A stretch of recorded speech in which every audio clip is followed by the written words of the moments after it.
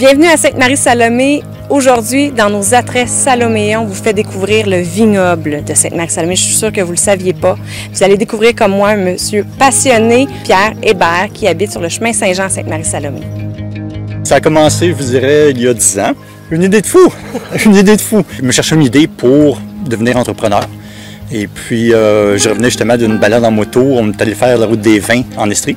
Puis, de fil en aiguille, en jasant, je me suis dit, ben oui, pourquoi pas un vignoble? Ça rassemblait plusieurs de mes passions. Le vin, évidemment, la photographie, le travail à l'extérieur, la nature. Ça demande beaucoup de critères avant de trouver un endroit. Puis, je me suis aperçu qu'ici, à Sainte-Marie, il y avait à l'époque le croisement de 3 routes. Alors, je me suis dit, je pense que ça, c'est un bon endroit. Mais il fallait trouver la terre. Ça a pris 2 ans avant qu'on puisse trouver la terre. Puis c'est ici que j'ai réalisé cette folie-là. De la vigne, c'est pas du jour au lendemain que ça fonctionne? Non, non. Ici, on a acheté en 2013. Il a fallu tout préparer le sol pour avoir les bons taux d'acidité, etc. Préparer le sol pour la vigne. En 2014, on a planté. Puis après ça, ça prend au moins 3 ans avant que la vigne puisse produire un raisin, une certaine quantité de raisin pour pouvoir faire le vin. Moi, je préfère attendre encore plus longtemps parce qu'absolument, ça peut aller jusqu'à 7 ans avant d'avoir un raisin de qualité qui puisse donner un bon vin. Ici, au Québec, le plus grand défi pour cultiver de la vigne, c'est le gel. On a du gel tardif au printemps et on a du gel hâtif à l'automne. La vigne, c'est une des plantes qui est les plus fragiles au gel.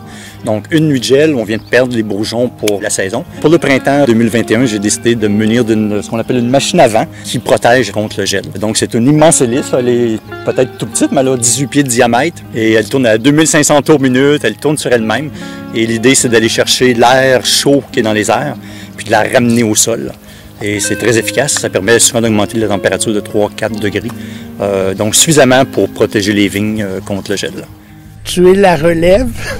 Fait que j'imagine que tu vois ça comment dans 20 ans, supposons? D'avoir pris plus de place que mon père. Mais c'est sûr qu'on est en plein développement, fait que ça va être de se bâtir un chai, l'équipement pour produire, encore grandir, puis toujours avoir une main-d'œuvre pour nous aider. Puis qu'est-ce qui t'a amené à faire partie du projet? Moi je suis du domaine agricole, j'ai fait mes études là-dedans. Puis cette entreprise-là me tient à cœur du fait qu'on l'a bâti avec mon père. Fait que c'est sûr que ça me tient à cœur, puis la pérennité de l'entreprise aussi. La récolte, comment ça se fait? Est-ce que c'est tout en même temps ou il y a des raisins qui sont plus tardifs, si on peut dire? On a des raisins verts et des raisins rouges. Ils sont pas toutes prêtes en même temps. Les récoltes s'échelonnent sur environ 2 fins de semaine. Ma philosophie, c'est qu'il faut avoir un bon raisin dans le champ si on veut être capable de produire un bon vin.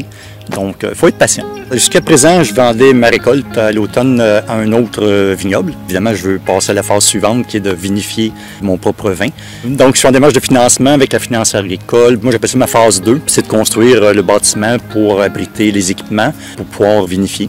Voyez-vous ici, j'ai 2 hectares de plantés, donc 12 000 plants de vigne. Sur une terre de 14 hectares. Donc, évidemment, le projet, ça serait de prendre de l'expansion éventuellement. Mais là, j'ai une grosse bouchée à prendre. Une fois que cette bouchée-là va être prise, ça va être plus facile. Qu'est-ce qui se passe ici dans le temps des vendanges? Je vous dirais, c'est une fête. C'est une fête. C'est pas possible. Je dirais, les gens, souvent, vont me dire, t'es chanceux, t'as un vignoble.